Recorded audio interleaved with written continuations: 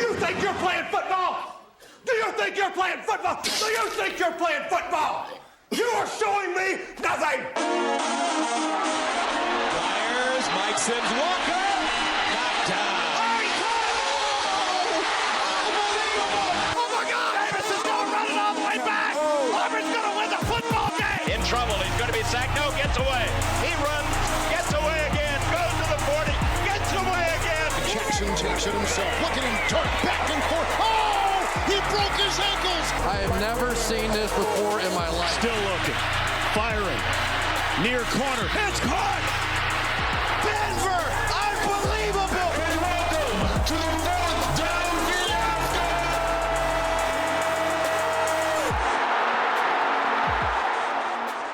Hello and welcome to another episode of the Fourth Down Fiasco, your go-to podcast for all things football.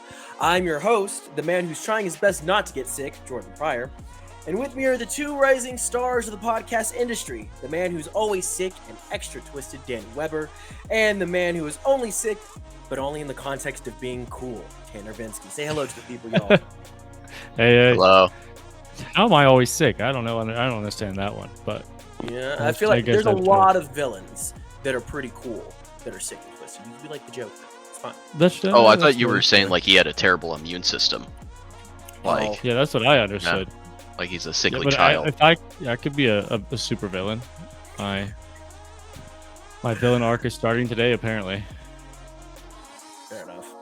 Well, Yeah. so we got so sidetracked with that intro. I'm sorry, That y'all. was real fast.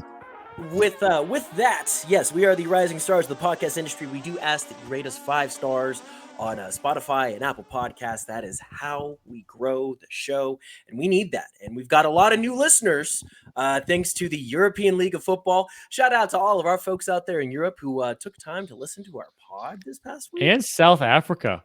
Yes, actually, yeah, there were a couple of countries outside of Europe who were on that listener list, but Yeah. we appreciate all of you. But yes, please give us that 5-star review. Comment what country you're giving that review from, and we would greatly appreciate getting to hear from you. So, with that, we are going to dive into the show today. We got 3 segments for y'all. First segment, we're going to recap the ELF opening week. Then we're going to give some projections in segment 2, and then in segment 3, we're going to be talking a little bit about the UFL because we haven't given y'all an update in 2 weeks. So with that, let's just, Danny, you have the scores up from last week. Yeah, right? I can just run down the scores real fast before you dive into it. And we can talk about which games we liked afterwards. Yes. So we started off in Fehérvár with the Vikings and Enthroners. Week 1, game 1, started with a rain delay because that's how the world works. But Vikings absolutely walloped the Enthroners 43-18, followed by the Dragons in an amazing comeback against the Mercenaries 23-19. The Raiders and their defense shut out the Seamen 32-0. And then the Thunder and Panthers got in a shootout with the Panthers winning 49-39, followed by the Fire and the Centurions, a close rivalry, but the game was not close, 42-12 in favor of the Fire. And then the Sea Devils and Lions, the Lions are under new ownership, but that doesn't change anything as they still lost 31-21. In the last game of week 1, the runners-up of 2023, Stuttgart Surge against the Joe Thomas-led offensive line Munich Ravens, and the Surge won 27-5. At least there was a safety. Yeah, I mean, does that really make you feel better about it, though? No, I'd rather have 3 on the scoreboard than 5. Yeah, well, so let me ask you this, Danny, because I feel like you probably watched every game. I know Tanner watched the cliff notes of a few and watched a few live. I watched a few live, watched a few cliff notes, but I feel like you were probably the most invested this past weekend. Give us your who are the scariest teams right now, my man? The Fire is continuing on the right foot from last year. We've seen it on Twitter with all the current Elf Twitter people and analysts and stuff that the Fire are just kind of a tier above everyone else. Like, we don't know if people are going to catch them, but the Stuttgart defense looked phenomenal, scary. Their safeties were all over the field. The Panthers shocked Berlin. We knew it was going to be a good game. It was game of the week, but Duncan, their quarterback, threw for five touchdowns. So the Panthers looked solid, or 4 touchdowns, sorry, and then ran for 1. So we had 5 total. But the Panthers looked good. The Vikings had a new quarterback. He struggled a little bit through an early pick 6. And then the Raiders defense getting a shutout anywhere in football is pretty solid. So, but I feel like it's going to be a good league. The Fire, hopefully people can catch up to the Fire, but I don't think there's any like one horrible team minus the Seamen. They were pretty bad. They were pretty bad. They sucked. They set the record. Shout out Elf Wiki or Elfpedia, right? Yeah, Elfpedia. Yeah. Their quarterback had a 1.7 passer rating. That is the lowest in all the Elf history. Second lowest was 7 point something. But yeah, their quarterback had 7 completions for 22 attempts, 64 yards, and 3 picks. Love it. Yeah. I watched 2 games, and I had the pleasure of watching the 32-0 blowout, which was great. And yeah, no, I mean, Milano really couldn't get the ball moving at all. And I think part of it is a testament to how good the Raiders defense is. I think they were just able to kind of shut down a lot of routes that Milano was running, and it didn't really seem like they could move the ball at all. And also, whenever they did try to rush, I mean, they just weren't moving. I mean, their leading rusher was their quarterback, which is never a good sign in a game. And even then, his rushing numbers was 10 for 32, which is also terrible. Oh my gosh. So when you're starting running backs going 8 for 19, I mean, I don't think that really is like a sign of how terrible Milano's offense is. I think that's more of a sign of just like how dominant the Raiders defense was.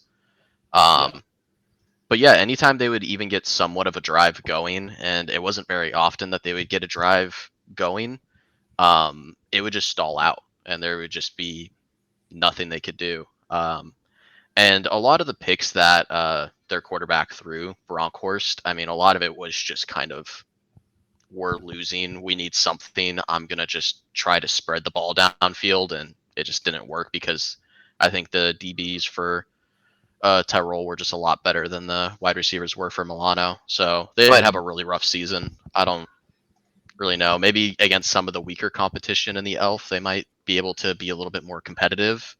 But against some of the better defenses, they're not going to stand a chance. Playoff teams, they'll struggle. But I will be curious to see how they play against like the Mercenaries, the Lions. We'll see how Jordan's Dragons do. Listen, brother. It's the season's young. They have a new team. The quarterback, I trust that they're good. But like I'll be curious to see how the Seamen play against teams that are in the middle bottom half of the pack, where they aren't for sure playoff teams. Yeah. No, I'm there with you. And this is one of the games that I caught as well. So cool to know that we all caught this game in particular. Shout out to Tyrol, was almost a fan, but not a fan, you know. No, I'm with y'all. That defense was absolutely dominant. The 3 interceptions were huge. I will say the one thing, at least that I noticed, I feel like their pass rush could probably do a little bit of tweaking. I mean, even with the interceptions, I really don't feel like there was as much pressure on the quarterback as, say, whenever they were stopping the run. I mean, whenever they were just bulldozing through to stop the run, it just felt different. So yeah, I would probably say if there was any weakness on the team, on that defense, which they're very limited, being very nitpicky here, I would probably go with pass rush. But they still got a sack or 2. They had 2 sacks for 14 yards lost. But if I had to guess, honestly, I know the Vikings D line is very solid, and you're not going to use one of your A imports on D line. You could use one of your E imports, but I wonder if just the Vikings just took the top Austrian D line prospects. You mean the Raiders? No, I'm saying the Vikings took the top D-line prospects from the Raiders. Sorry, I'm caught up now. Yeah, because you're not going to use an A import. Are you going to start doing that thing that you do with the Bengals, where every time we talk about a team, you always find a way to bring up your team? Are you going to do that with the Vikings? We're in the same country. Or you going to do that with the Vikings? I'm just curious. I'm preparing myself for the season. I'll stop there. But I was just saying import rules. The import rules are going to come into effect. No, yeah. An interesting thing to bring up for this game too, which is going to be kind of sad for Milano, is Milano's the only Italian team in the league, and they only had 800 people show up to this game, which is the lowest attendance of every team. And then you get blown out 32-0. There might not be a lot of support for Milano this season, which is going to be really tough for them. Yeah, I don't know how long Milano is going to stay around, but they only averaged like 1,000 or like 1,100 fans last year as well. But I did hear there's another like the Rhino Milanos or something like that. There's like a Italian football league team that they kind of battle back and forth with. I don't know. I could be way off. I talked to Sully's roommate actually earlier today. Shout out Sully and shout out Keegan. But Keegan, his family's from Italy, and so he was telling me about I think it was like the Parnum Panthers or something like that.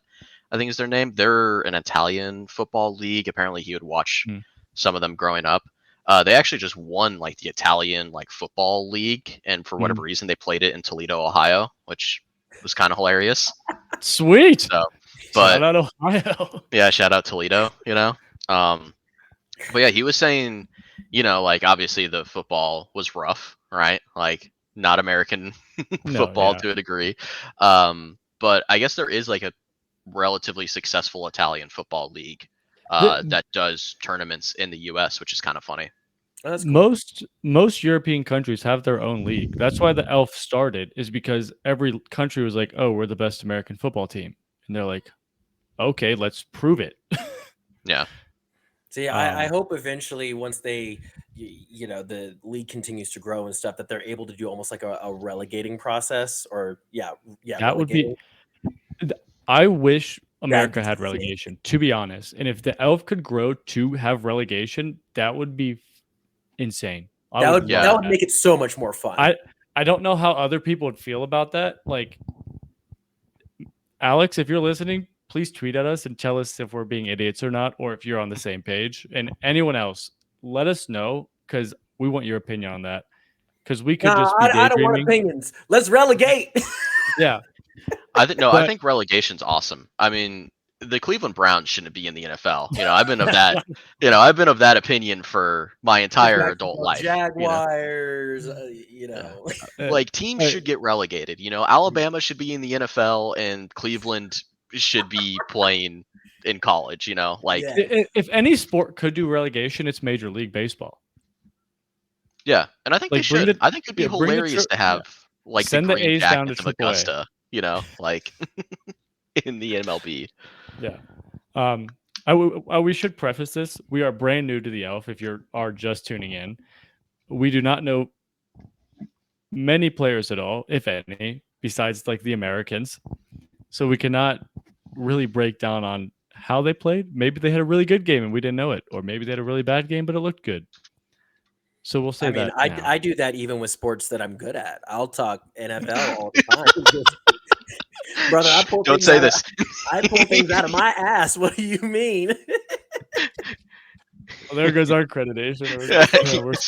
Simmer down, Jordan. We know what we're talking about. Hey, I'm not gonna lie on this pod. No, I will say one thing I love about European football leagues. All their teams are almost based after like college teams or NFL teams. Like there's a team in Austria that's like the something Ducks, and it's literally just the Oregon Ducks. Their field, their logo, their uniforms, just Ducks. It is awesome. I mean, we got the Wrocław Panthers that look pretty similar to the Carolina Panthers. We literally had the Vienna Vikings. They had to change their logo this year because they were like, we don't want to look like the NFL Vikings. Yeah, it was. But still, it's just funny. For a while. Yeah, and it's makes me laugh. So reining it back in, Yes. We talked about, some of our best teams. Danny, you kind of really kicked us off with that. Anybody want to go first on, I mean, I know we brushed on Milano, but any other teams that really stood out as not good that we want to highlight? Prague looked pretty terrible. Yeah. That was one I noticed, which is a shame because actually watching Prague, their uniforms look great and their logo looks great, and it's like you kind of want them to do well because aesthetically they look really cool. Mhm. Yeah. But they struggled really hard against Hamburg. I mean, like there was just so many like it just felt like kind of like bonehead mistakes they would make. Like, you would have a good drive going, there would be a turnover. That game had a lot of fumbles. I feel like I could also be. Let's see. Yeah, Two well, there was fumbles only lost. two. It doesn't Yeah, show fumbles lost. I don't know. There could have been more. there might have been. Yeah, there might have been more that weren't lost. But yeah, it looks like each team had a fumble as a turnover. Like Prague just looked like they were struggling to get anything going against Hamburg. Like the running game was not great. Their quarterback like had an okay looking stat line just because he was close to 300 yards and 3 touchdowns, but then he was 23 of 41. So, the completion percentage wasn't Yeah. great. Their receiver though, the Kalos dude, he was kind of cooking. 6 for 126 and a 6 for touchdown or so. 126. Yeah. No. Their wide But receiver stat lines look pretty solid. Yeah, but that's a team that's like I don't know. I don't really know how good Hamburg is. I don't know if they were one of the top teams or not. But it just They've seemed made like they 2 of the 3 championship games. They've lost both. were okay. So So maybe then they're Prague. top. Maybe Prague won't be terrible then because they were playing No, and against like a good team.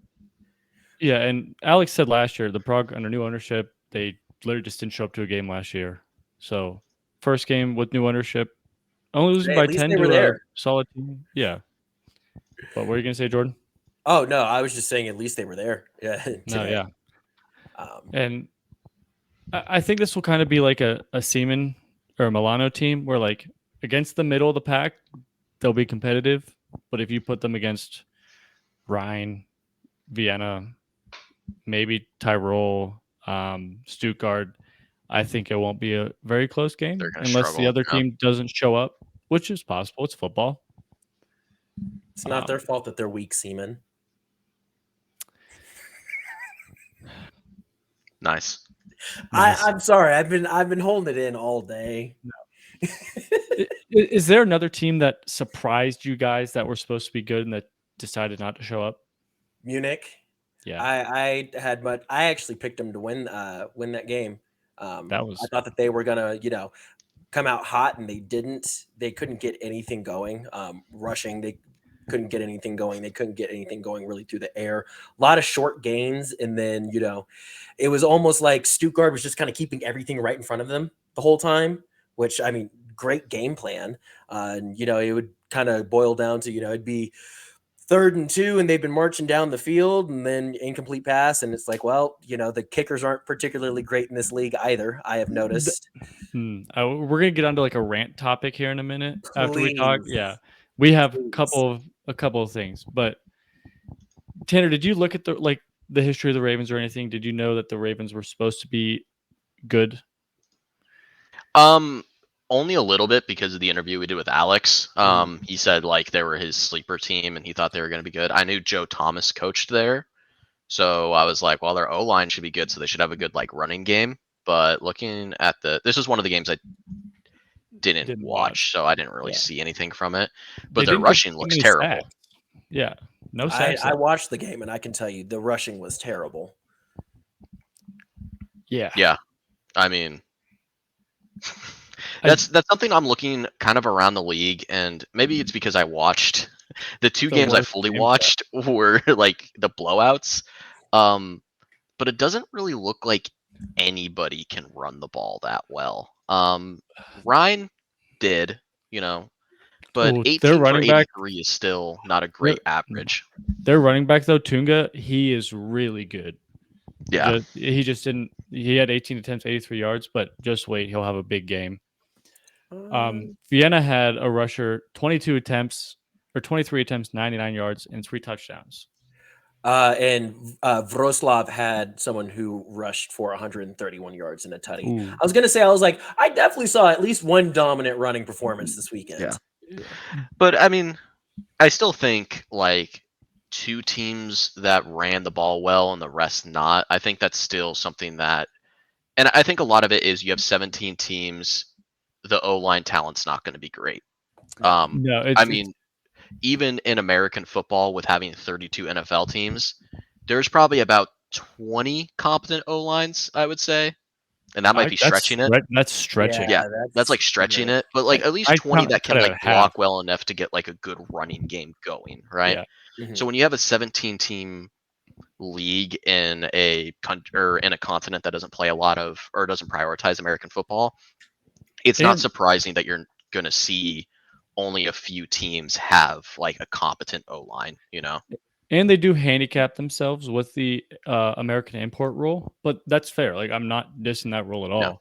But like they could have better O lines if they did open it up to failed NFL prospects that were pure base all American. Mm-hmm. I mean, there's definitely some guys in the UFL who I think would definitely choose to play football in Europe than in the States. Probably, yeah. I mean, definitely. I'd much rather, be in Barcelona than Birmingham, Alabama, personally. Yeah. Well, the wide receiver that just got signed, he played for 7 different leagues and chose the ELF over the UFL. Yeah. What was his name again? I did forget. And that's a good thing. That's kind of a good comparison to bring up because when you watch the UFL games, I watched it was like Memphis and DC this last week, which was, and I haven't really watched a whole lot of UFL outside of that this year. But when you watch the games, the O-line talent is definitely a lot better because it's only 8 teams that it's concentrated into. And it's also based in America. So you're going to have a lot of the like O-line who are kind of like fringe NFL guys go to the UFL. And it's like, you're going to actually get a lot more rushing production out of that because there's less O-line talent in the league. And then also you're getting a higher pool because you're taking from all like the American high schools and college systems and all things like that. So I think it's going to be kind of an uphill battle for the Elf to get like a good rushing identity for any team. Because you're going to have those struggles unless teams start bringing one of their transplants, A import, unless they use one of their A imports on like a center or a left guard or a left tackle. But I think a lot of teams are like, we want a more explosive like passing game. Yeah. So we're either going to bring a running back or a wide receiver. But if you wanted to get like a better like O-line, I think you would have to either bring in like a left tackle or like a center from America to like get something cooking. I think the actual like news coverage in the Elf would melt if they used an A import on an O-line. I'm saying if I'm a GM, I'm bringing in if I got 4 players that I could bring in, I'm bringing in a left tackle, a center, a quarterback, and then probably like an edge rusher. Yeah, and then I'm finding an E import quarterback that played college football. Yeah. Yeah, like that's what I'm doing because you want like, at least for me, like the way to win football, even though we're in like a more offensive like identity of football, like you need a good trench play. Like if you don't have good trench play, you're worse than you're starting with a handicap, you know. And look at the top offensive lines in this league with the Rhine Fire. Like they give their quarterback time to throw. They have a running game. We should just start our own Elf franchise. I heard like the Prague operating cost or something like that was only like $2 million a year. Like, easy. Oh yeah, I'll just pull that out of nowhere. Sure, with my social work salary. Yeah, that'll be easy. Yeah, okay. I'm broke. Yeah, all right, Daniel. Yeah, that was a quick dream crush. That's okay. But I do want to give a shout out to Aiken Jr. real quick. He threw Helvetic on their back. 104 rushing yards on 11 attempts with a touchdown. Didn't have the best passing game, 13 of 28. Still 207s, 2 touchdowns, but a pick. But he was carrying the Mercenaries, trying to get them to victory. No, yeah. I mean, I talked about it on my podcast Shout out to the Barcelona Bad Boys, by the way. You guys can go give that a listen. Shameless plug. But Akins was everywhere doing everything, and he's just such a he is an athlete. Like He's he a is Cam big Newton-esque. and fast. Like I was not expecting him to be as fast as he was, and that long 65-ish yard touchdown that he had. I mean, he was moving, and he looked like the fastest dude on the field. Yeah. So he being a former Barcelona Dragon himself, I'm sure he really wanted to stick it to his former team. He stuck it to his former team. It's just aside from him and the people he would throw to, no one else really showed up. Dude, Unfortunately, this Brown 9 for 194 Yeah. and 2. Are you He went kidding me? off. Dude, he But- had 9 Anthony receptions. Brown. Nobody else had more than 1 reception. No, he was the only one Shout out to catching the Texas ball, product. and he's American. But Dude, that is crazy. did Barcelona just cut him, or did he leave? Do we know? Oh, I'm Akins. Yeah, Akins. trying to Google it, I but I'm not don't getting know. much. I think he left. Because if they cut him, I want to know their reasoning for cutting Aiken and then bringing in Lewis, because they play similar, but I'm not dissing on either. I'm just curious. Relax on my boy Levi, okay? No, I love Levi Lewis, but I just want to know what their thought process was from going from a Cam Newton-esque build to more of a Lamar Jackson-esque build With Russell Wilson height. Yeah. I'm just curious. Did he leave on his own? Did he get cut?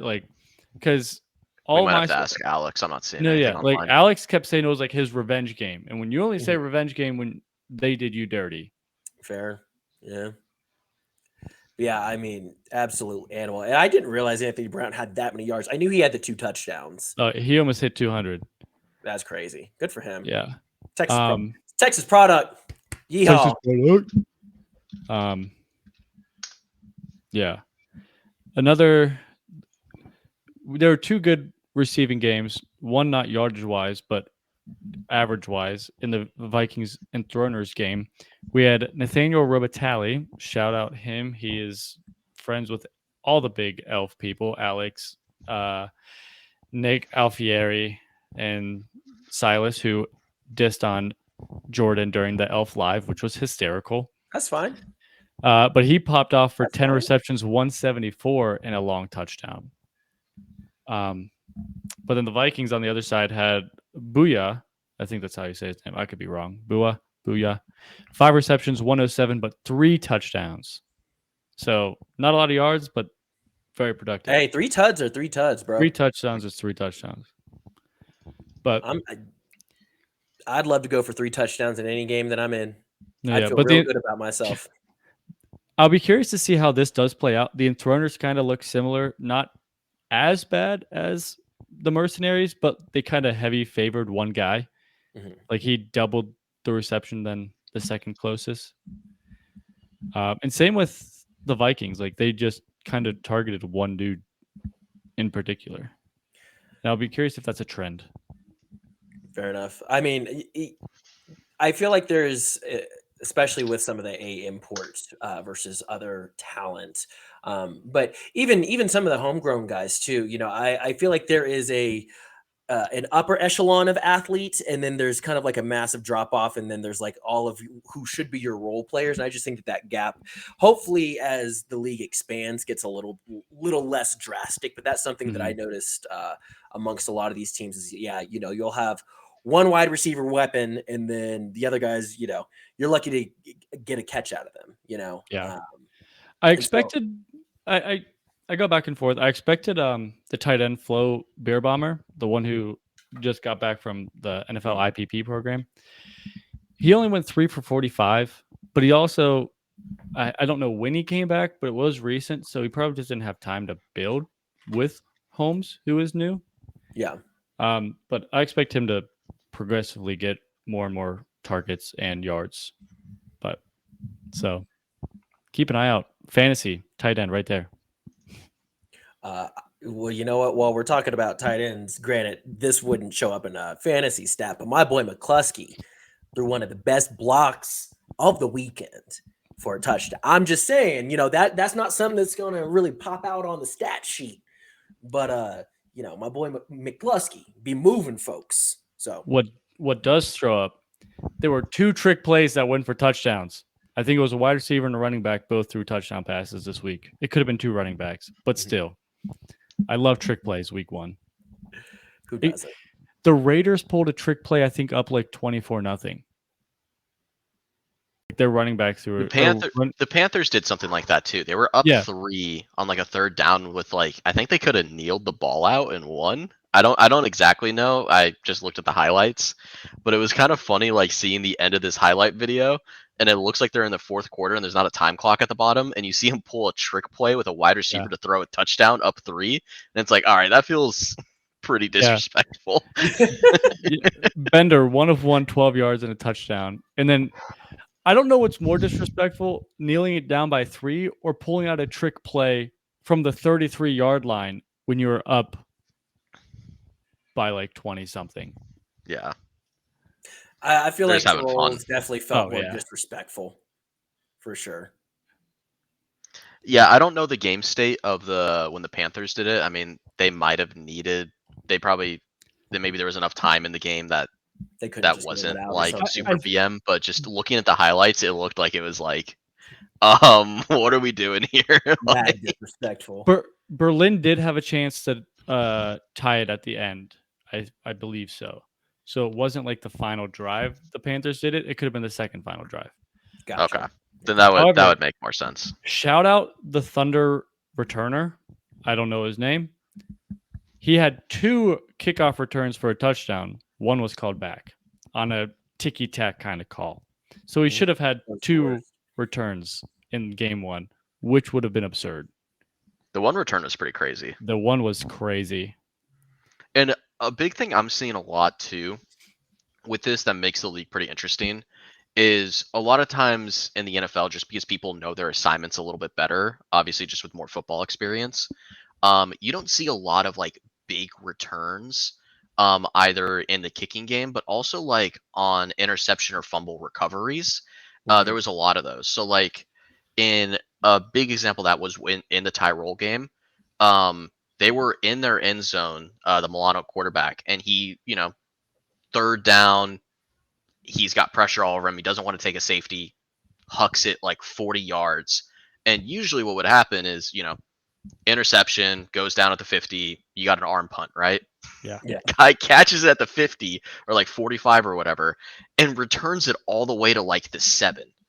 And it's like, you don't see a lot of that, but it's really interesting seeing just like all these kind of like desperation plays just completely backfire on a lot of these teams. Well, so Tanner, going off of what you were just talking about, I noticed that too. And what I think it comes down to is, again, with a lot of these guys with football probably not being their first sport, don't realize that there's like lanes that you're supposed to run through. Like, whenever you look at like NFL games, a lot of reasons why those runs where running back turns the other direction and tries to go to the other side of the field normally don't pay off is because you have guys who are in their lanes that, whenever those things happen, it's like, okay, no, now I'm going to contain him over on this side so he can't go score. Whereas, man, people just fly to the ball. Yeah. They're like, oh, ball is there. I'm going to go hit ball, which I appreciate it because there were some big ass hits. There's a Stuttgart hit that was insane. Oh, yeah. Oh, my God. You're talking about the safety, right? Yeah, he came flying in on that little check down. Yeah, no, there were some big ass hits this past weekend, which I really enjoyed. Yeah, but even Ben Holmes threw a pick 6, and there wasn't a lot of offensive players in front of the guy, but still they pinned him down the sideline, and everyone just kind of overran him. He broke a tackle, and everyone thought he was going to go down, and then he just kind of stumbled into the end zone. Sorry. No, that's all I got. Go. So yeah, I noticed. We had the Mercenaries actually did this to us. It was a kickoff, I want to say, in the 3rd quarter. And guy ran to one side and everybody collapsed. And then he swung it, back to the other side on you knew it was going to happen. You could Yeah. see the wheels in his head turning as he was running to that sideline of he's going to switch directions. And everybody bit on the field. And he ended up taking it up to like the 30-yard line or something like that. Somebody ended up running him down, but I was just like, come on, like you got to stay in your lanes. But yeah, it does make it a lot more fun though, because anybody can score in any given minute. I love these kickoff rules. I'm so excited for the Yes. NFL season with this. I know it's gonna be so And- nice. Because we're seeing it now, and like the NFL players have never had to do this. These players have been doing it for multiple years. This is the only way they know how to do a kickoff. Well, not how, but this is what they've been doing the last This is what they're used 4 to. years of the league, and they're still getting huge returns. And someone is going to draw up something like the Steelers were rumored to use Justin Fields. I would not be shocked if I saw a trick play in the elf with two people back there and just yeet it across the field. I'm gonna go insane if I see Justin Fields return a kick. I don't know, man. Like that'd be if it works, it's genius. But it just feels like you're getting your backup quarterback killed. Like, No, yeah, you definitely are. You're setting them up for failure. Is that a good enough segue for us to dive into segment? Well, kick it to commercial. Week 2. Yeah. Cool. Well, then, we'll be right back after a commercial break, and then we're going to be talking about kind of what the outlook for next week's going to be, because we are an ELF podcast around here. We get to see 3 new teams. Go us, including mine. You're the proud owner of a business, and you've got it all. The hustle, the bustle, and the occasional office kitchen mishap that turns into an alarm-triggering emergency. Oh! But fear not. Western States Fire Protection is here to turn your workplace into a disaster-free zone. Our in-house team handles everything from fire sprinklers to alarms, monitoring, inspections, extinguishers, and more. Visit WSFP.com to request a quote. Are you looking for a podcast to advertise your business? Well, you're in luck. Here at the Fourth Down Fiasco, we're looking for show sponsors. Whether you want to be a platinum sponsor and be mentioned at the beginning and end of every episode, or you just want a simple 30 or 60-second ad, we got you covered. If you're interested in having a spot on our show, you can reach us at fourthdownfiasco@gmail.com. That's fourthdownfiasco@gmail.com. We are excited to hear from you and even more excited to have you on the show. Join the Fiasco family now. All right, and welcome back to the Fourth Down Fiasco, your go-to podcast for all things football. Again, if you haven't given us that 5-star review, we would greatly appreciate it. We've got a lot of new fans right now, especially some folks from across the pond. We would greatly appreciate it. Comment in that review where you're from. We'd love to hear from you. We love you all. Diving into segment 2, looking into next week, Danny actually has some attendance news. We probably should have also mentioned, instead of just shitting on Italy the entire time about 800. The Wroclaw Panthers it was over 15,000. Over right? 15,000. Sheesh. Yes. So That's very, crazy. yeah, very. A lot of people. A lot of people. I honestly did not expect that from Wroclaw. But we did have 2 8,000 people games in Cologne and in Stuttgart, so that was pretty solid as well. But I'm going to run through games of week 2 real quick, and we can see what games we think are going to be This looks like a very exciting week. Like, well, yeah, it's Rivals Week. Yeah, it's rivalry week, but so we start out Stuttgart versus Panthers. It should be another over 10,000 attendance game. Hell yeah. With the runners-up and then the Panthers, who just blew everyone away last week.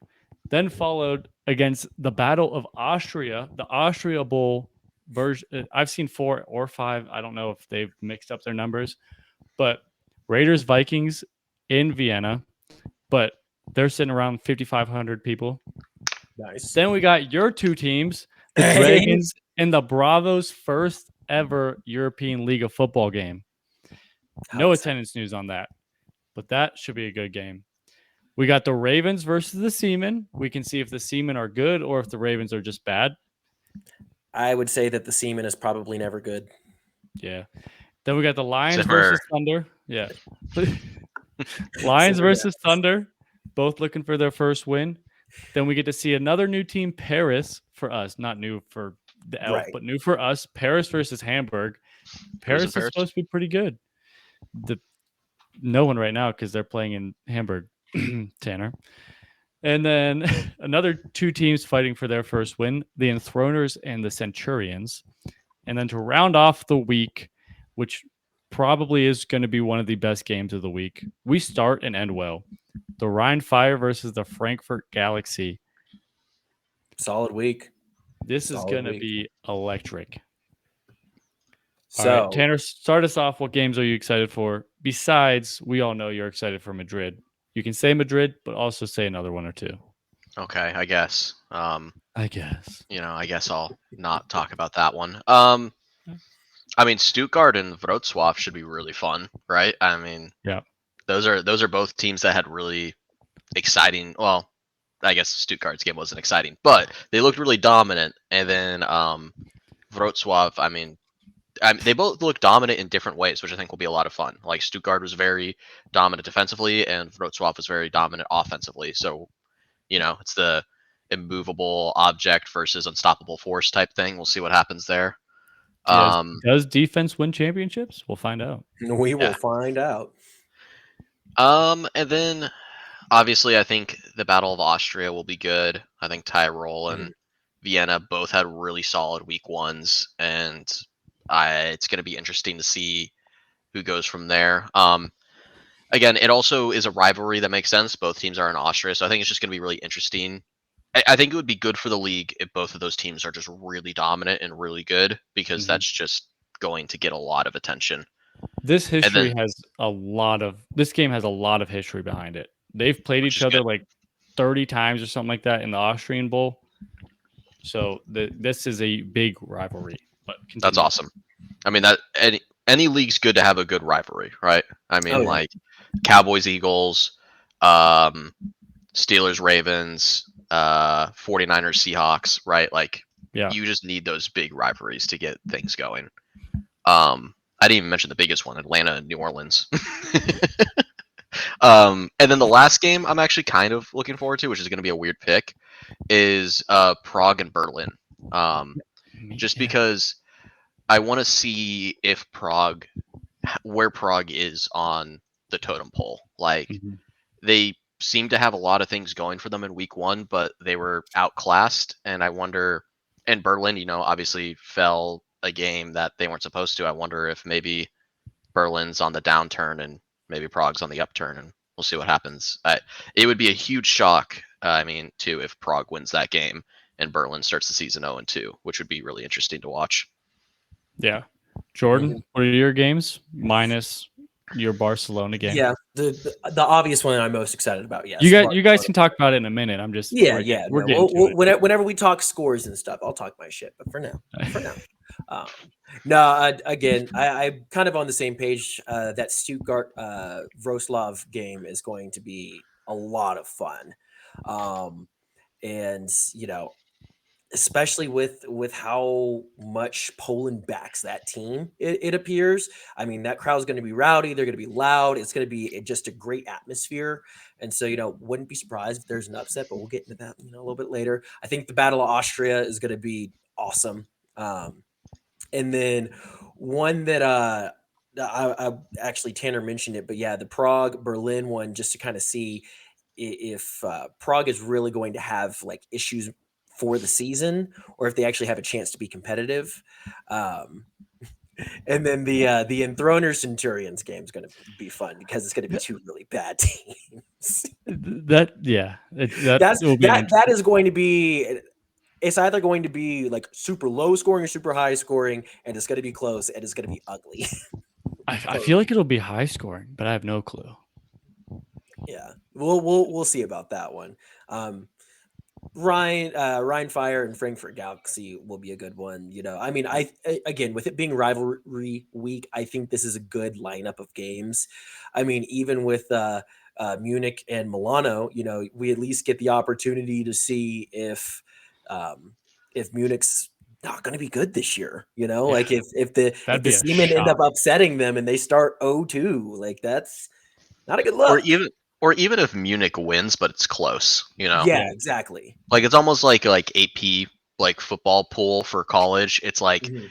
if Alabama beats Kennesaw, it's like, oh well, they're supposed to beat Kennesaw. But if Kennesaw somehow puts up like 32 in like a 40-32 game, it's like, Oof. that's not good. We're gonna move them down a couple of pegs, Exactly. I think it'll be hard for Milano to do bad or do worse than what they did last week, especially Brockhurst with a 1.7 passer rating. But Just honestly, wait. He'll throw 4 picks instead of 3. You need to relax. might as well bring what was the Bills guy? Nathan Peterman. Bring him into the league. I mean, it'd be better than living in Cincinnati. So Nathan Peterman? Oh, sorry, wrong person. Who was Peterman. y'all's the backup quarterback this year that did really well? Oh, Jake Browning. I'm saying Nathan Peterman was the guy who threw 4 picks in the first half with the Bills. 5. 5. My bad. 5. Even worse. Dude, Peterman's got the best job on the planet, though. He's a perennial backup quarterback because he's good in the film room. He never has to play football. They're never going to put him out there because he sucks, but he's a good personality and people like the way he studies film. Yeah. Just getting paid to ride the bench. That's what a dream. Best. The Alex Moran of the league. Yeah, seriously. But honestly, my most exciting game this week is going to be the Fire versus Galaxy. Just 2 absolute title contenders. Mm-hmm. We haven't seen Galaxy play yet, but they have Markel Castle, the number 1 wide receiver in the league.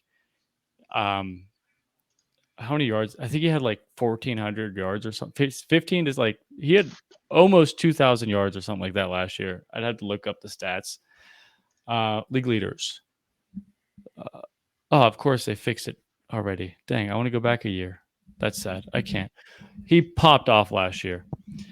But to see him play just against the Fire, who's on an undefeated streak over the last year and a game, I'm excited to see Paris play and to see Hamburg's true potential, or to see just if Paris is good or bad, because they're rumored to be pretty solid. Because of Rudy Gobert, I will never cheer for Paris or anything That's fair. French. That's fine. But comment on 1 year thing. You're about to send me on a tangent, man. I got to be careful. We're not Rudy NBA. Gobert, the most overhated player ever. Bro, this is not NBA. Bro. Not NBA. Les douche. Oh, he's one of those. Jordan, something you said. Yes. Would it be classified as an upset if Rosloth won? Like, are they an underdog going into this game at home? Like, I don't know. I'm gonna pick them. I would say that they still are an underdog just because of how good Stuttgart is. That's fair. But also, yeah, I get what you're saying though, because it is a home game for Wroclaw. So you could classify it either way. I probably wouldn't call them underdogs. I would more so say that Stuttgart is probably a slightly better team. And so it's more of just they're punching up a little bit, but because it's a home game, it evens out. So if I had to put a line on this game for my 1 game of watching Elf, I'd put it at Stuttgart 4.5. Stuttgart 4.5. So it's not like Rosloth is a big underdog. Wait, so are we ready to get into what our predictions for the week then, Mr. Vegas? Yes. I will put my mic down and you 2 can have at it. Ding, ding, ding. Barcelona versus Madrid. Oh, we're not going to go line by line? We should definitely go team by team. Come on now. Yeah. You got to build up to at least a little bit, Daniel. Our teams are second and third. Yeah, so we'll talk about Stuttgart and we'll get into it. Yeah. All right, Tanner, start us off then. Okay, I'm gonna pick Poland. Probably like you said, Stuttgart's probably the favorite, but I mean, you have 15,000 people in attendance. You're coming off a really good win. I think you're gonna ride high on that momentum, and I think it's like I said. I mean, they look good, they look dominant, and I think they're gonna try to send a message to the league that they're gonna try to be one of the top dogs. And for my 2 months of fandom for them, I got to pick them. My 2 month of fandom. I'm gonna choose the same. I'm gonna go with Wroclaw on this one. I think that the Panthers, exact same reasons, riding a high right now, and it's gonna be home. another huge crowd. People underestimate how much home field advantage, especially in a smaller league where you do have some places that only have 800 people versus 15,000. Man, 15,000, I would run through a brick wall. So I'm gonna go with the Poland team. They did have the MVP of the week. Their quarterback did win MVP of the week.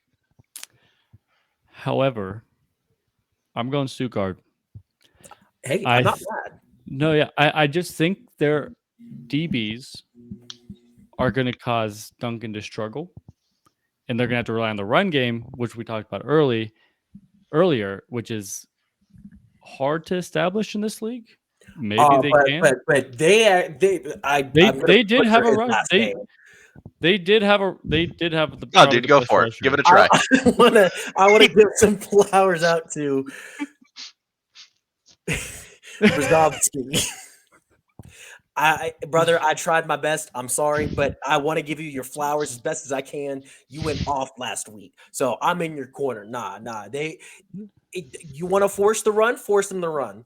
My boy BR at another 3 R's gonna be in there. Hold it. I will say the Thunder were supposed to have a really good defensive line, and he still put up 131.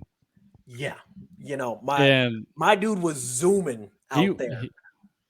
Yeah, but I think they're going to struggle if they have to rely too much on the run. Fair. But this is also our only second week in the Elf. Yeah. We also want to thank everyone for letting us join the Elf and being very open to us. It's very fun to get to know everyone. Yeah, it has been so far for sure. Yeah, everyone's very, very fun. All right, Battle Austria.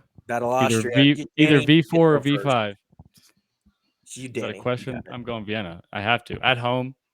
First home game. Talk your shit. Vienna. Ben Holmes. # Ben VP. Oh my God. No. Did you just give this man an MVP campaign? We're 1 week in, brother. Yeah. Hey, I didn't start it. Alex did. He said, is it too early to start # Ben VP? And I said, no, it's not too early. Hey, I mean, that's slick though. I like and I can't take credit for that. I wish I could, but Ben VP, solid camp MVP campaign. But Jordan, as a almost former never was tier roll fan myself, hey brother, I'm gonna go with the Raiders. I think that I think it'll be a battle, but I think that they're gonna roll up in Vienna and say, hey, listen, we're used to higher altitude. Let's show you what we do, bitch. And they're gonna smack you. That's all. That's all I got. I don't know if the altitude is that different. I don't know if they're sitting in that big of an elevation difference. Because we're in the mountains. Well, not we. They are in the mountains. I don't know what Vienna sits at. I'm looking it up. I don't think it's sea level compared to mountains. Oh yeah, no, I it's don't not. think it's. I'm sure it's not sea level. I don't think it's like Florida to Colorado. Tyrol is in the Alps, like in them, in them hoes. You can see the Alps almost. You can see mountains from Vienna. Yeah, I can see mountains from my apartment, and so people who are on those mountains are going to be at a higher. You're right. Okay, it's actually a pretty drastic difference. I have no clue. Vienna's at 1,700 feet. And Tyrol is at 9,800 feet. Bro, what did I say? Wow, I did not expect that at all. Bro, dog, their lungs, they are about to be Olympian style in that thing. You might be right. All right. I did not take in count the elevation. That's higher elevation. I'm not going to change my answer. That's crazy. Dude, that is high, bro. That is. How do you live up there? That's dude, this place looks beautiful. Oh, it is absolutely beautiful. Their stadium is it's in a valley. It's absolutely beautiful. This is like a fucking Bob Ross painting, man. Holy shit. All right, Tanner, who are you taking? The Americans learn geography. Let's go. Hey, I got a geography minor, all right? Hey, I can point to almost any country or state on a map. Nice. Good work. All right, Tanner, who are you taking? I think I just have to do this. I'm gonna have to take Vienna because Kiki did an interview with us, and the Raiders haven't. So the Raiders haven't talked to us at all. Yeah. So if you want me to pick you in games, you gotta do an interview. Bribe us. Yeah. Sorry about it. I don't know. Like, the Vikings are doing a giveaway thing. It was like 3 tickets to their first home game or whatever. So I like commented under Kiki's thing. I was like, "Does it include flights?" I was like, we could be there. I had 3 tickets would dude, be perfect. if they give us tickets, I am unemployed until the 17th. I mean, technically, I am employed, but I don't start until the 17th. So if Oh, they yeah. want us out there, I will fly out there. I will Dude, work all right. on the plane. I can max out a credit card. True. No big deal. I You know? All right. Game of the week for you two. Do we even need to ask who you guys are picking? No. No. Man, who are you picking? I'm gonna pick the Bravos. All right. Is your team any good? We haven't seen them play yet. I have no clue. Ever. This is their first ever Elf game. I did pick them just because one, I thought the broadcast was going to be in Spanish. Kind of sad to learn that it won't be. Wanted to work on my Spanish a little bit. They could have their own. Who knows? They might, but the thing is, I should root for a Spanish team being married to a Mexican woman, so it works out. So and it's fine. I'm not going to pick the same team as Jordan. We got to be a little different. No. Well, and it's their first time in the Elf, your first time in the Elf. Yeah, exactly. Join the team that just got there. You know, I just got there. They just got there. We're in it together. But also, Madrid actually has a couple of weird connections to the Steelers. Alejandro Villanueva is like one of their spokesperson or spokespeople or something like that. So he's really involved with them. Like apparently, if you buy VIP tickets for their games, you get to do like a meet and greet with Alejandro Villanueva, which is kind of cool. That's sweet. And their coach, Rip Scherer, he was born in Pittsburgh. And he's the cousin of Kevin Colbert, who is the old GM for the Steelers. What the heck? Yeah, so there's kind of like a bunch of weird Pittsburgh connections, so it kind of works out perfectly. Yeah. And they got some gold in their logo. They mostly wear red and black, but you know they should do an alternative gold and black. Their jerseys and helmets are sick. Yeah, they are. The logo is actually, and that's a big part too, is like the Panthers logo was kind of nice looking, but like that Madrid logo, that shit looks clean. Clean. Yeah. Jordan? So. Well, Tanner, were you done? I was just going to say, I don't know how good they are or who their players. Oh, one last weird connection I got. Their quarterback, Chris Helbig, he played at, what's it called? Go for it. No, I was going to say he played for Vienna last year.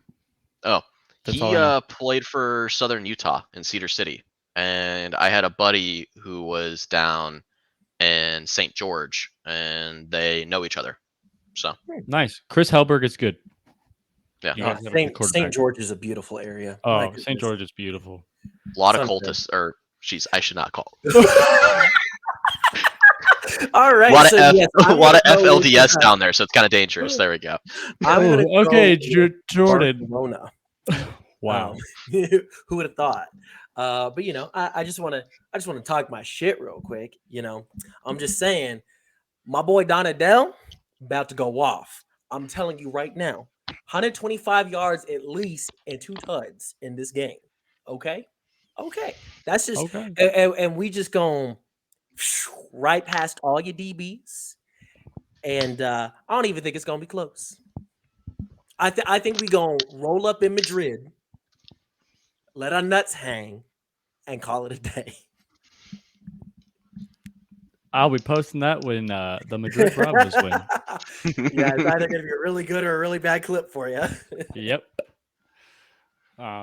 Anything else you two have to trash talk before I can predict mine? I didn't even trash talk. You have nothing. You have nothing. This team's never played before. No. I don't know. Maybe they're good. We'll see. We'll find out. Yeah. What are they supposed to do? Like, oh, our new team is going to beat your established team.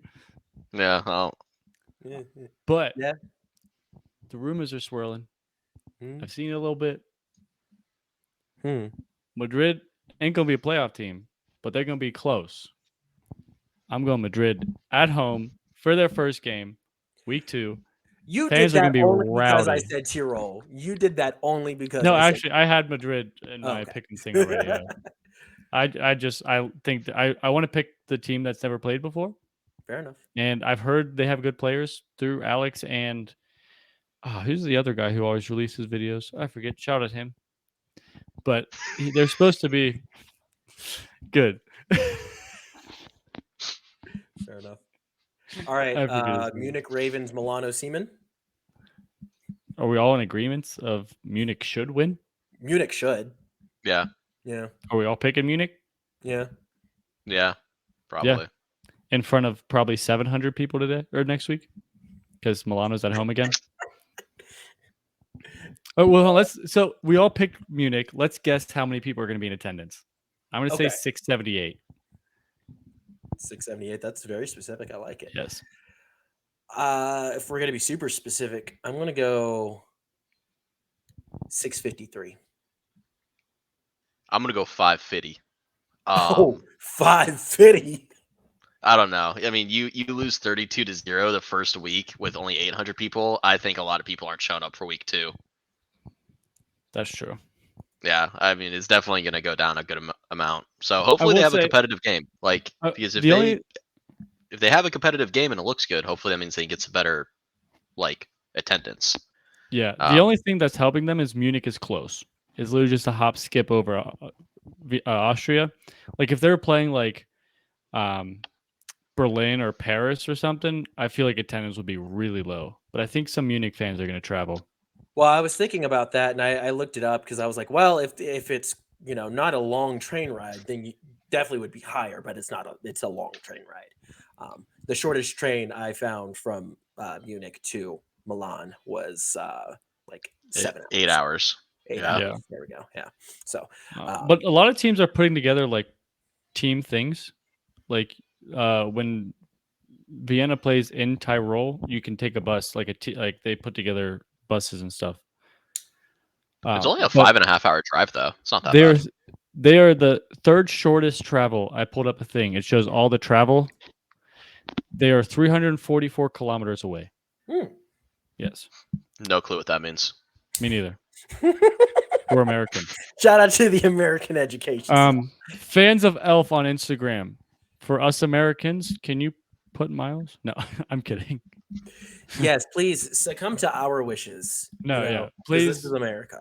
No, that was a joke. Yes. I know. Well, actually, they kind of are, because what I saw in like some of the things is they were saying like height and inches, like they were using feet and inches and pounds when they were talking about players, and it was British commentators. And that was really weird. I was like, shouldn't they be saying this dude's like 16 stones or something? Like, like. Why are they saying he's 230 pounds? Like, this doesn't make any sense. But I thought it was cool. I was like, nice, dude. I know exactly how tall and big that guy is. And whereas they would said, oh, this guy's like, I can't even ballpark. 72 centimeters? Yeah, I can't even ballpark. Got no concept. 72 centimeters is very small. 172 centimeters. Wouldn't know. All right. Prague Lions, Berlin Thunder. I really want to say Prague, but I have to go Berlin. I feel like Berlin should. It's similar to what we just said with Munich Milano. Like, Berlin should. Berlin is a playoff contender. Prague is not. They should. Yes. I'm gonna pick Berlin. If I was putting money, I'm putting Berlin. Berlin. Tanner? I think I'm kind of I'm gonna be a little different. I'm kind of a closeted Prague fan after the first week. I love if I'm going in Berlin though. If I'm going hard, I want to go Prague. If I'm going to be correct, I'm going Berlin. Yeah, I'll be different. I don't know. Let's see what Prague can do. And I think it'd be interesting. I think it'd be fun for the league if you have a top dog drop to 0-2 and you have a team that didn't show up last year with new ownership actually get a really successful win like that. Yeah, fair enough. If I'm a script writer for the NFL, that's what I'm writing. So we'll see if the Elf's got script writers too. Okay. Tier 4. I don't know if they're going to be as good. But all right, first game for Paris at Hamburg Sea Devils. Jordan. Hamburg. I will never be a pro Parisian anything on this pod. I'm sorry. I am a grade A hater. That's fine. Before we get into more detail about that, Tanner, who are you going to pick?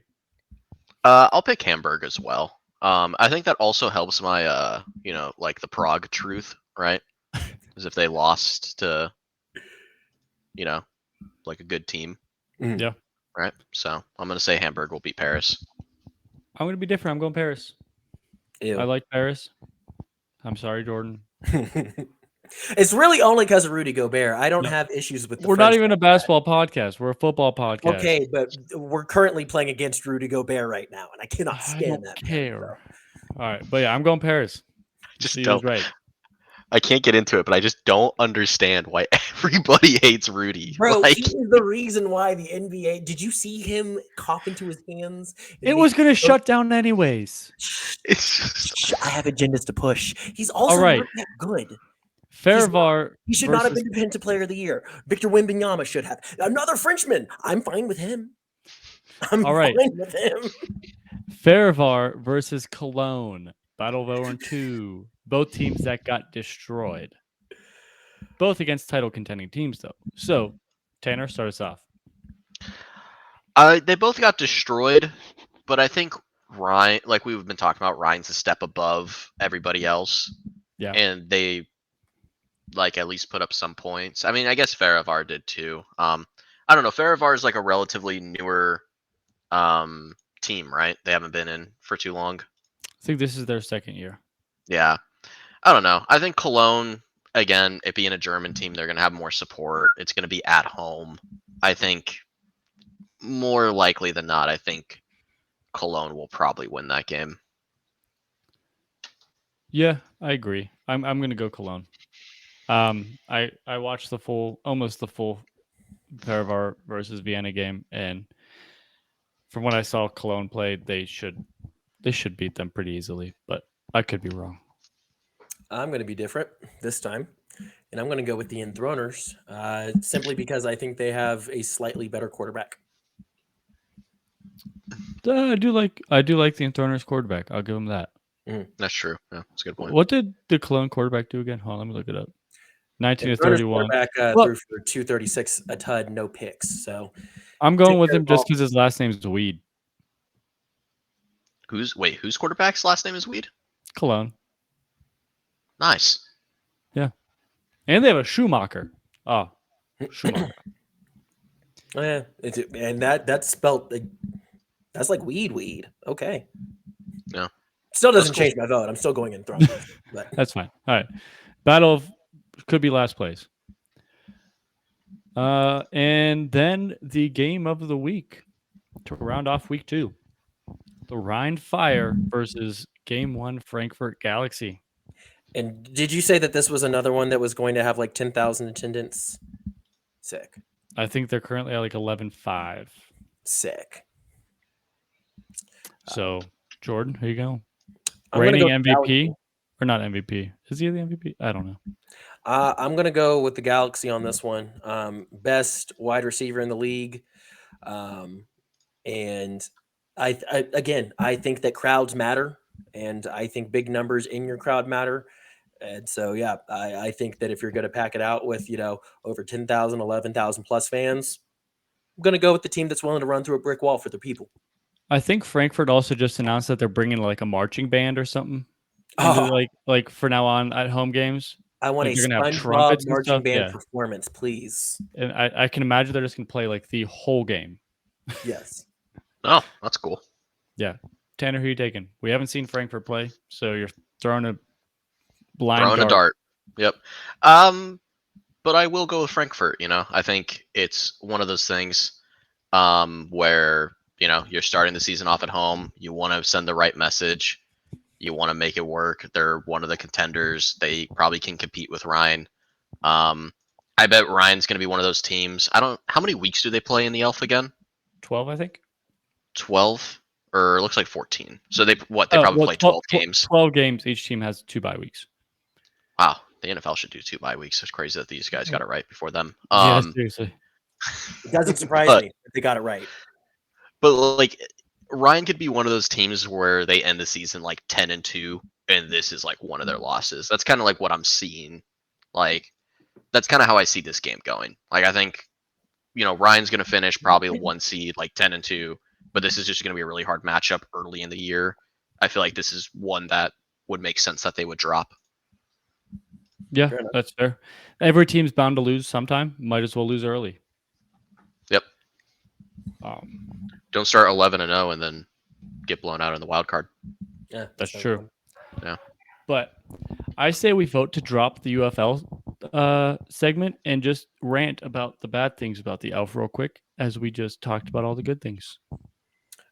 Sure. Can we rant real quick also just about how the UFL is not nearly as much fun as the elf? No, yeah, it's not. And that's why I was just looking up. We had a comment on one of our posts saying definitely one of the better podcasts on elf in recent times. So might as well just stick with the elf. No one cares about our UFL segments. At least not that we know I haven't of. had a single person comment about our UFL stuff, so works for me. Yeah. Well, Danny, it sounds like you have a specific rant here. I hate the commentators.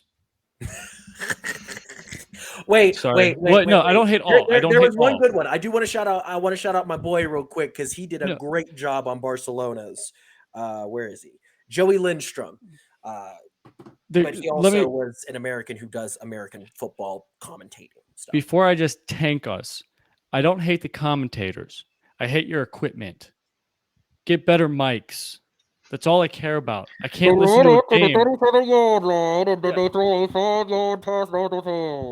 I don't want to be on an airplane listening to a football game.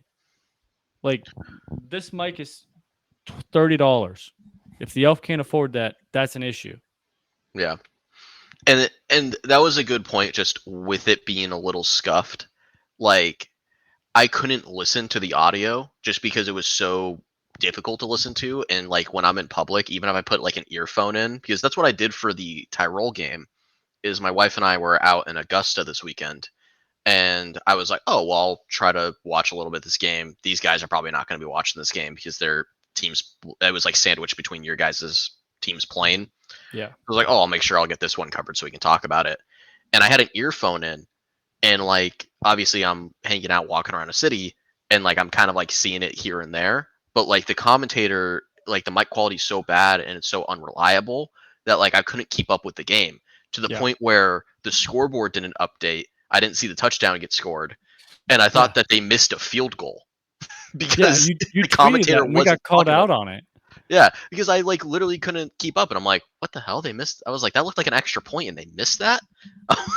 But the commentator, like, there wasn't any mention of the touchdown that happened. There wasn't any replays. Like, things like that are things you got to figure out and get done, because that makes the viewing, like, you don't want to be a fan, and then if you're not paying attention for like 2 to 3 minutes and you miss something and it completely goes by and you have no clue what happened, you know? Yeah. If you want to grow viewership outside of Europe, where you can get to the games, your broadcast has to be on point. Yep. And if you're on Game Pass, you shouldn't have to go into the settings to change it from stadium sound to commentator. Because I watched the entire Vienna Vikings game with just stadium sound. Because I did not know I had to go in and change the settings. I just thought there wasn't a commentator. Fair enough. How am I supposed to know? No one mentioned anything. And then my other rant. Why did stats come out on Wednesday?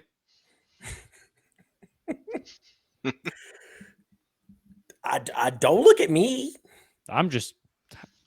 How do you have? It looks like they finished updating though. I looked through all the games and they still don't have any defensive stats.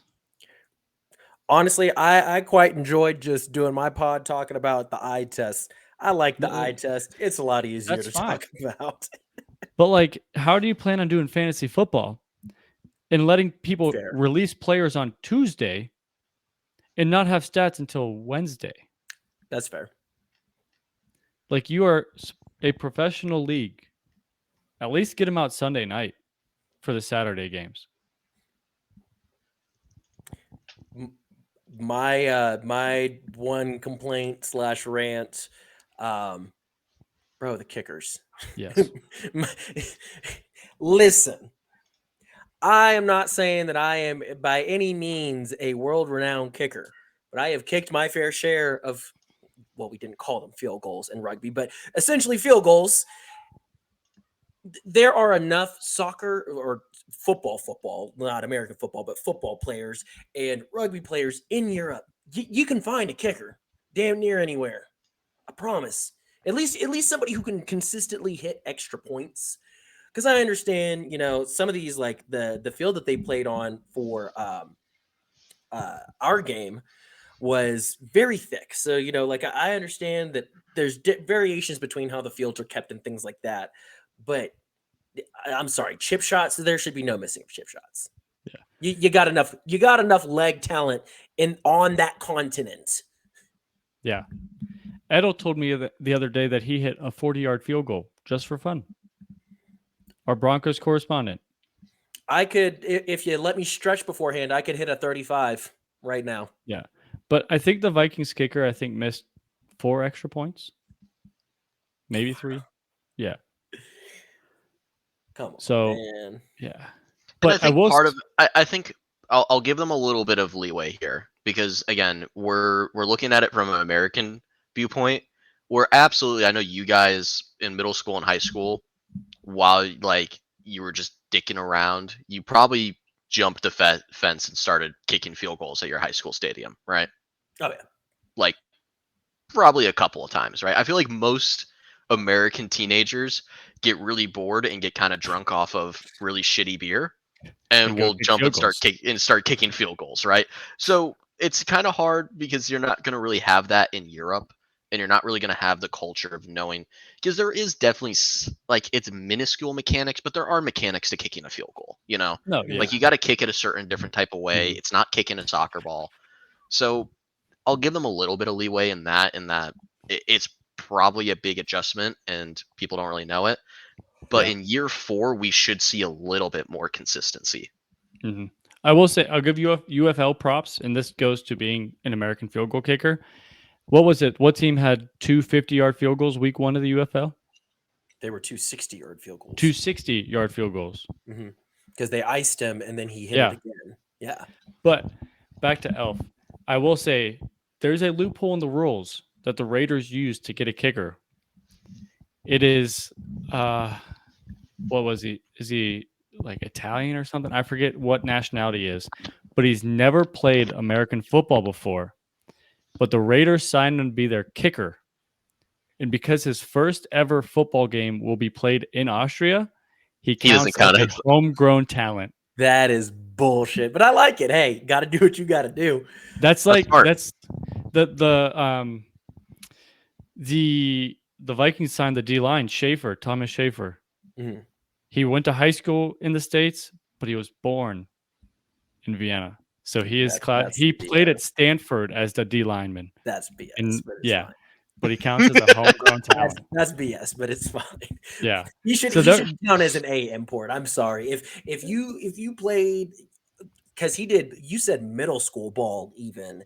I States. I know you said high school, but I thought you said middle school too. So yeah, let me fact check myself. He was a fetus when he went to the United States.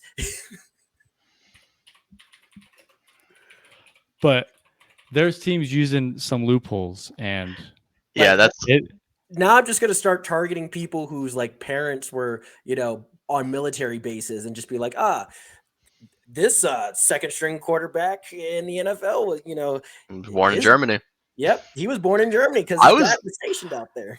I mean, I lived in Germany when I was from 6 months to 3 years old. So then that means that you would be an E import. So you'd be I wouldn't, because I was born in New Mexico. But if I was born 6 months later, I would. Despite I have no memories of Germany. I have no memories of Europe. I mean, I was in Europe when I was 2 and 3 years old. I don't remember anything. But so yeah, Thomas Schaefer, hometown, Vienna, Austria, high school, Lake Forest Academy in Illinois, which is a boarding school, like a pre-college boarding school. Yeah, I got. And then he was a 5th-year senior at Stanford. 6'7". He finished at 6'7", 301. And he played at Stanford. Stanford's a good school. It's not like this guy played at like Central Michigan, like even an FCS school, like a D2 school. Yeah, it's not like he played at like North Dakota State or something. School. Yeah, he played at a really good school. Apparently, he was on the Bears for a little bit. Probably didn't play, but probably at OTAs. Cool. Good for him. Oh, he's from Moodling? That's where I lived. Where's Moodling? It's just west of Vienna. It's like 15 minutes from the city center. My dumbass was about to say Ohio. I was like, no, there's no moodling in Ohio. Like I lived in Ohio No. long enough to to know that. He played for the Moodling Rangers youth program before making his way to Lake Forest High School just before his 16th birthday. So he was in Austria until he was 16. Fair enough. So yeah. Okay, that's not as bad as I thought. To wrap it up, because it sounds like those were our rants, and we do want to Yes. just say for those of y'all who are listening, yes, we have a couple of complaints about the ELF, but we have really enjoyed it so far. Yes. Like last week was a ton of fun, and getting to connect with like the Barcelona community was a great time, and the games were fun. We wouldn't be covering this if it wasn't fun. So, Yeah. which is why we cut our UFL segment. That's true. And criticism is important. So Yes. Nothing is perfect.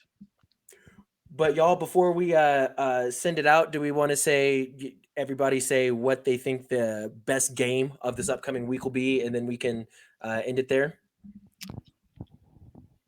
I think it'll be the Ryan versus Frankfurt game. I love I'm torn. The Battle of Austria is going to be good, just because the history behind that.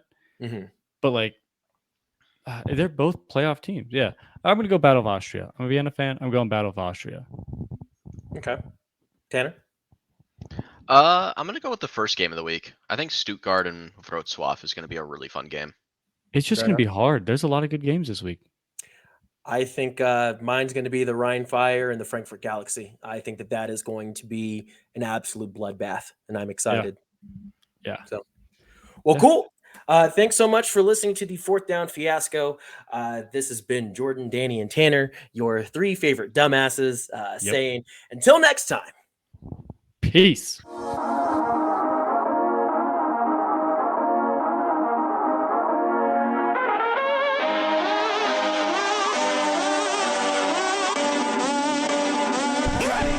Well, I like school, and I like football, and I'm gonna keep doing them both because they make me feel good.